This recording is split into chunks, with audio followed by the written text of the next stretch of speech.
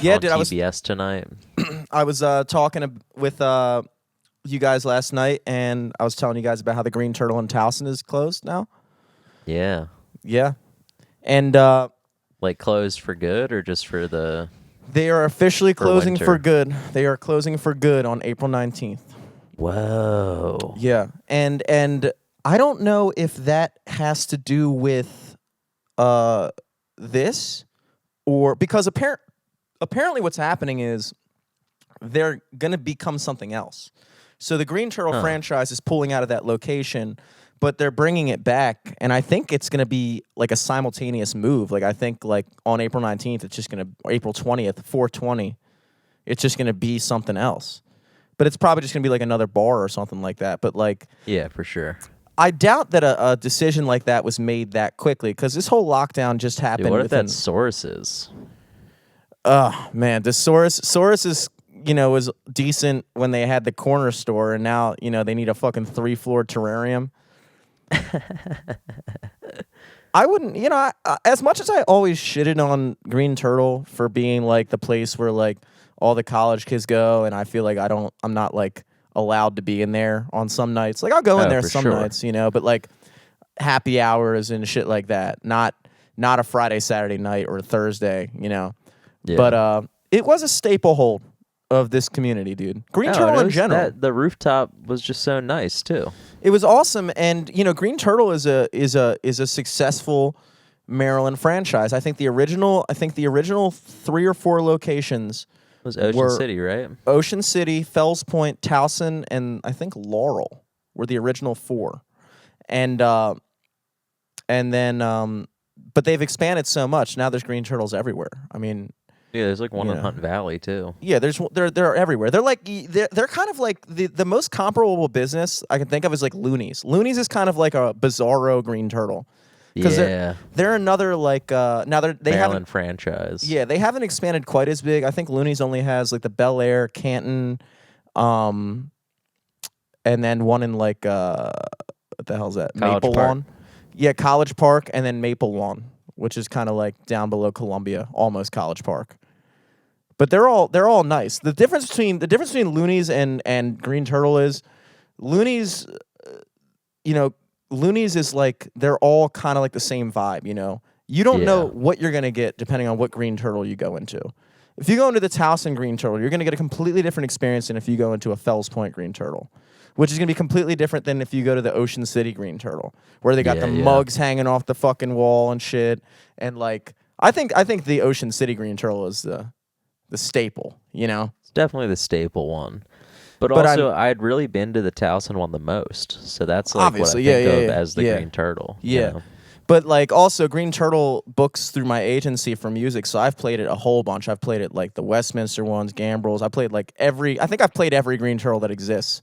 And most of them are very kind of, whatever. But it's a shame to see the Towson one go, but I'm really curious to see what it's going to be, and I don't know why they haven't announced what it's going to be, I mean, they may just also put it on hold, too, until all this shit's over.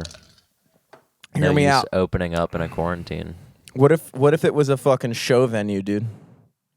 That'd be sick. That's what it should be, dude. I've been saying it for years. I doubt it will be, but... It won't, because nobody has the fucking gumption to pull off a move like that, even though... I mean, I say it all the time, but it really does amaze me that no one is looking at a city like Towson, which is, obviously the benefits of it are it's a huge college town. It's got the second biggest college in the state, right, 2 blocks away. And then, obviously the proximity to the downtown area. So you have access to all the city and metro. You're in the epicenter of all that. And nobody, we had the record theater, and they kind of, let it become what it became to the point it closed down. And then, of course, they tried to follow the wave and turn it into some kind of like fake nightclub type situation, the Torrent, Yeah. When it could have easily been, you cannot tell me that if somebody came in to Towson with all the things we have working in our favor and made a venue that got like mid-level acts, something like that, like guys that were like, low peep level, something like that. Like people that could sell out shows for like 1,000 people, 2,000 people. And if you booked that correctly, you would make a fucking killing. The problem is, the Wrecker kind of let their situation, and I have nothing against the Wreckers. They own the Rec Room and they have the torrent, and they do just fine. I mean, they do just fine.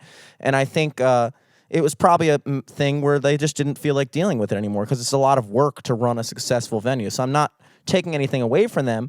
I just think that as a musician myself, as a performer myself, and you can obviously empathize with this as well, is that they kind of missed a golden opportunity to really make something happen with that. They let the Wrecker become this place that became thought of as like, oh, that's just where kids play with their shitty high school bands or anything. But if you go back to like the 90s, I mean, you can go to the Rec Room today and look on the walls at the entrance and see all the... Well, I mean, also like fucking like Bill Burr did stand-up at the Wrecker. Mm-hmm. Like, it's crazy. Like, a bunch of like big comics used to come in through there too. Yeah. And it's a shame that they didn't keep that up because it could have worked. The Gin Blossoms played there. Like literally go in a Rec Room and look at the wall and you see all these. You're like, those guys played next door. Yeah, people played next door, and now we don't have anything like that. And it's like, if you're, and this is a reality that I think a lot of people like to gloss over, but it's a real reality, which is that if you're a kid that goes to Towson University, chances are, if you're a kid from like out of state or something like that, Baltimore has the reputation it has, and it's also it's not a very visitor friendly city because there's pockets of shit, but it's not the kind of city where like when we went to New Orleans and you could just walk from one place to the next, or if you're in LA you can just bike around. Like Baltimore's like the places you want to visit are like very kind of like, there's like, oh, Canton's cool, oh, Fells Point's cool, Hamden's cool, but then it's like, what's in between Hamden and Fells? Like, you know what I mean? It's and very kind of like, yeah, exactly. But it's like it's not the kind of city that is. I don't view like our downtown, for instance. What the fuck is downtown? I mean, you guys have we have just like a bunch of shit to look at. Yeah, there's nothing going on. Like you go like Sidebar. Sidebar. You wanna go see the water? Yeah, exactly. You go to Sidebar and that's the only thing that's open in the dead center of downtown. It's the only thing that's open for like 2 blocks in any direction. Yeah, and aside it's like, from like the strip clubs. Yeah, so you have Baltimore Street, and then the Inner Harbor is fucking lame because it's all corporate shit. There's no real like Maryland flavor at the Inner Harbor. It's all it's fucking just like a mall. Yeah, it's like if you've been to any mall in America, you've seen the Inner Harbor. It's just on the harbor, and it's a shame because it's a beautiful. I mean, the harbor is fucking beautiful, but it's not a place where locals go. Nobody local is hanging out at the harbor. That's all a touristy place. But it would seem to me that somebody would have cashed in on the opportunity to put something like that in Towson where it's accessible to everyone and everyone feels comfortable to go there, and there's parking isn't as bad and it's not as crowded and the crime's not as bad. And I think it really could have been a successful move, but I just don't see anyone doing it, and I don't know why. I think everybody's stuck in this mode where they're just trying to do more of the same. Like, how many fucking more pizza places do we need in Towson? How many more college bars do we need in Towson?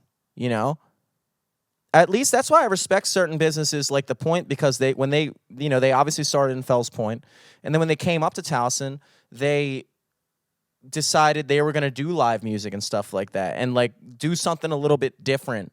And their prices are higher than the average bar, but that's on purpose because they don't want a bunch of 21-year-olds in there tripping over each other at the bar and yelling out for Miller Lights and shit like that. They want exactly a certain type of clientele, and so they do it. And that provides a whole new outlet for people like, that aren't Towson University students to actually go out in Towson on a Friday, Saturday night and enjoy themselves, besides the Kent. Because the Kent is like, that's the place. That's the townie bar. Yeah. It's slowly become the only fucking bar I'll go to. Or the only bar I'm allowed to. I need a fake 21-year-old ID to get into all the other ones. Damn. I need a fake underage ID. Yeah. To get into Towson bars. If you're old enough, you're too old for Towson bars. It's always no. Hell yeah. Yeah, I haven't been to, because like we would always go to like CBP, and like we'd hit most of the bars in Towson like every weekend. But CBP, coronavirus I literally pub. haven't been to CBP 19. Yeah. No, like the only bars I go to now are the ones that you're playing up there, like The Point or Rec Room or Mm-hmm. Like I haven't been to like I know Dickies is closed, but like that was like the time I was going out in Towson. Yeah, Dickies was the shit, dude. That was like where you would go, like 5 minutes before last call, and get like that. They had like the pitcher and shots deal, so you get like a big pitcher of Natty Bow, It was and like then $10. yeah, it was like nothing, and you just go in there. Nobody is supposed to remember when they were at Dickies. You're just supposed to have been there. Yeah. Like you go there, and people are like, "Oh, remember we were at Dickies?" And everybody's like, "No, not really." Like exactly. Exactly. That means you were there, bro. That's how you know you were there. And then they got the subway right next door, the easiest fucking transition in the world.